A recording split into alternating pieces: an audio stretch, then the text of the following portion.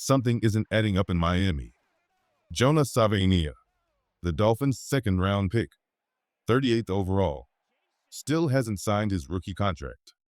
And with every passing day, the situation is starting to look more and more concerning for Dolphins fans.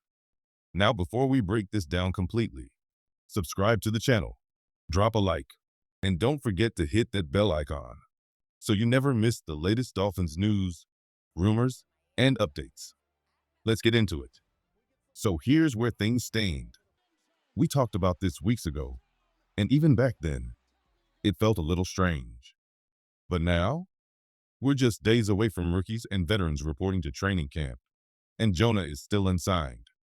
That's not normal. Not for a second-round pick.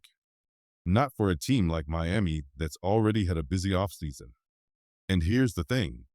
If a deal isn't done before camp opens, we could be looking at a potential holdout. Yes, a rookie holdout in 2025. Now, to be fair, Jonah Savaiinaea has been relatively quiet publicly. But behind the scenes, there's definitely something happening. Maybe it's contract structure. Maybe it's guarantees. Maybe it's something else entirely. But as each day passes, the pressure builds. Not just on Jonah, but on the front office too. This isn't the kind of distraction you want heading into a crucial year. And Dolphins fans have every reason to be on edge. Stay locked in, because we'll be watching this situation closely and bringing updates the moment they happen. Let's rewind to where all of this truly started, May 8th. That's when the ripple effect began, and it's directly impacting the Miami Dolphins today. The Houston Texans set off the chain reaction when they gave their second-round pick, Jaden Higgins, the 34th overall selection, a fully guaranteed 4-year contract. That had never been done before for a player drafted in the second round. And just like that, the game changed. Right after that, the Cleveland Browns followed suit. They gave the 33rd overall pick, linebacker Carson Susinger out of UCLA, the same deal, fully guaranteed. These two deals broke historical precedent. No second-round pick in NFL history had received that kind of guarantee. And now, every other player drafted in the second round, including Jonah Savaiinaea, has taken notice. They're asking, if they got guaranteed money, why shouldn't I? As of now, only Higgins and Susinger have signed. Everyone else in that round is waiting, and that's a serious concern for teams like the Dolphins. Training camp is almost here, and while rookies showed up to OTAs and minicamps earlier in the offseason, contract talks clearly haven't moved forward. And that's making things feel off. The closer we get to camp, the more likely we are to see rookie holdouts, not just across the league, but potentially right here in Miami. And the reality is, this might not be about Jonah Savaiinaea alone.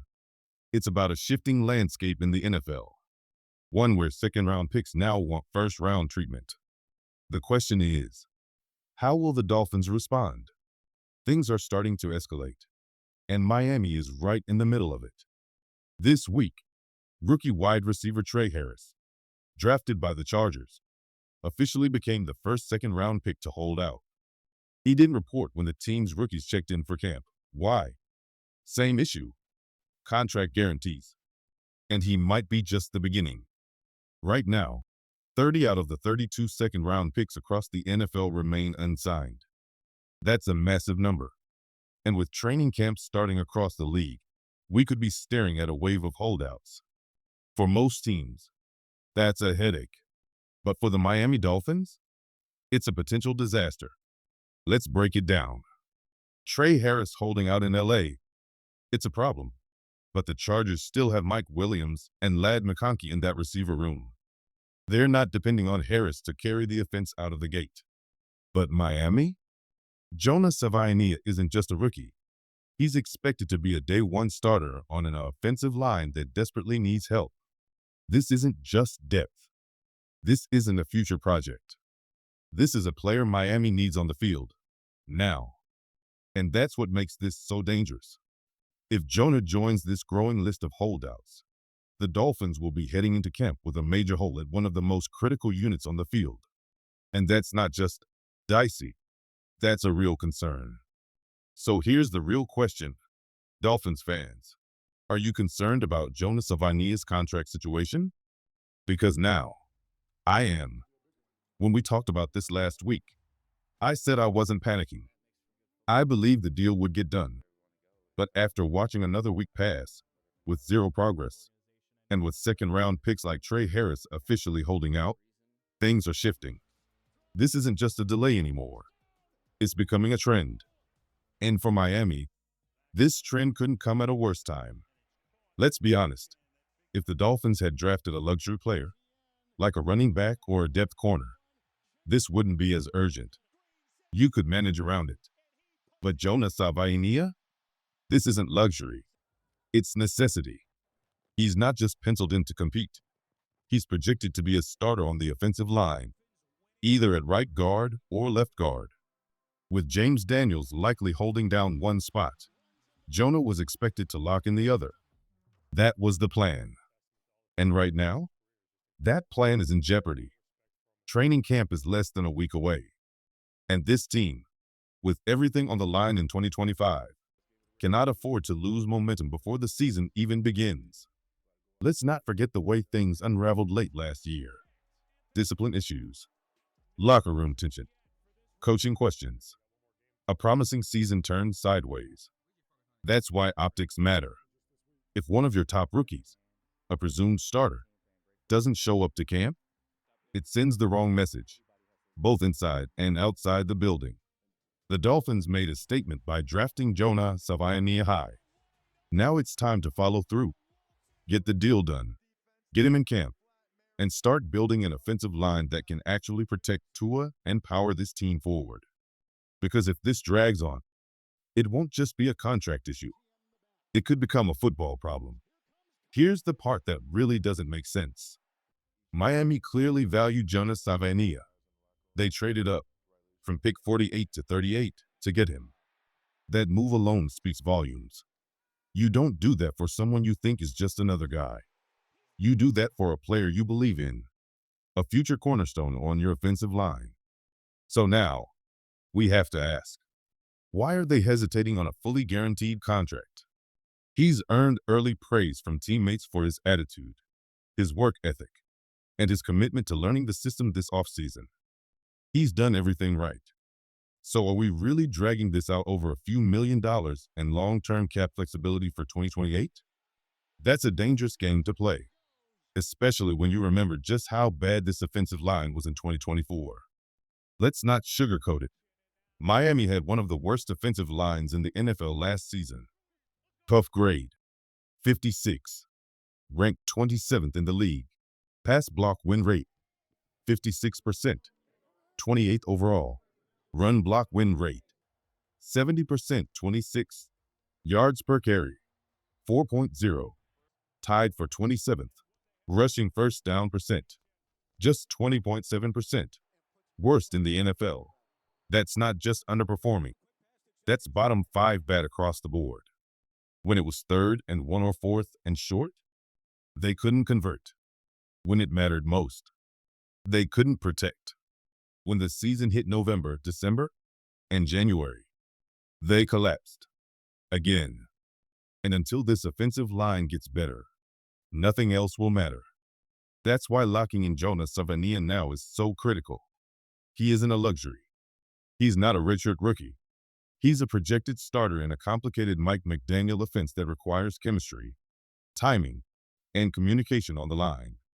If he misses training camp reps, if he falls behind in learning the scheme, the entire offensive unit could feel the impact. Bottom line, the Dolphins must finish the job. They spent the draft capital. They made the commitment. Now it's time to secure the player and get this offensive line back on track. Because if the trenches don't improve, 2025 might end the same way 2024 did. And for a team with playoff expectations, that's simply unacceptable. Let's be real. This offensive line doesn't have to be elite, but it can't be a liability anymore. Yes, moving from Terron Armstead to rookie Patrick Paul is a bit of a downgrade, at least for now. But the Dolphins knew this transition was coming. That's why they invested in Paul early in the 2024 draft. That's part of the long-term vision. Where things really start to shift, though, is with the interior. Bringing in James Daniels to replace Robert Jones? That's not just a small upgrade. That's a massive leap in quality. Pair that with Jonah Savaiinaea potentially taking over for Liam Eichenberg, and suddenly you're looking at a group with real upside. If Jonah signs and gets into camp. Then there's Aaron Brewer, back for a second year in Mike McDaniel's system, which should help with consistency and communication. And if Austin Jackson can stay healthy and give this team more than just 8 games, the whole right side of the line looks steadier. Let's not get ahead of ourselves. This isn't shaping up to be a top 5 unit, but going from a bottom 5 disaster to a top 20 group, that's realistic. And it could change everything. Because a more balanced, physical offensive line opens up the entire playbook. It helps you control the tempo. It helps you protect Tua. It helps you win tough games when it matters most. In November, December, and January. That's what it takes to survive the AFC. That's what it takes to make a real postseason run. That's why this unit has to take the leap. Now, maybe I'm old school. Maybe I'm being too optimistic. But honestly, if it takes a fully guaranteed deal to get Jonah Savaiinaea into the building, I'm all for it. Let's not overcomplicate this. When you're drafted in the second round, the contract isn't some mystery. The total value is slotted. The only real debate is how much of that deal is guaranteed. That's it. And when you trade up to draft a guy, like Miami did, you're telling the world, this is a long-term starter for us. Now ask yourself this. How often does a second-round pick fail to finish their rookie contract? Even Liam Eichenberg, who struggled badly for most of his career, stayed under contract for 4 full years. And believe it or not, the Dolphins even brought him back on a 1-year deal this offseason. Same with Cam Smith. Despite a rocky start to his career, he's still here entering year 3. No one's talking about cutting him. So if you're expecting Jonah Savaiinaea to be a starter, which you clearly are, what's the real risk in guaranteeing the deal? Because let's face it, if this drags out and Jonah misses camp, the alternative is terrifying. Can you imagine Liam Eichenberg starting at right guard week 1 against the Colts? We've seen that movie before, and we know how it ends. Liam has value as a versatile backup, someone who knows the system and can fill in short term. But handing him a starting role again? That's a massive step backward. And if that's how Miami opens the season, it sends the wrong message about where this team is headed. It kills momentum. It sets the tone, and not in a good way. That's why this situation matters. This isn't about business. This is about football. If Jonah is meant to be your starter, then make sure he's ready for week 1, mentally and physically. That means getting him into camp now. Give him the deal. Secure the position. And give this offensive line and this team a real shot to take the next step.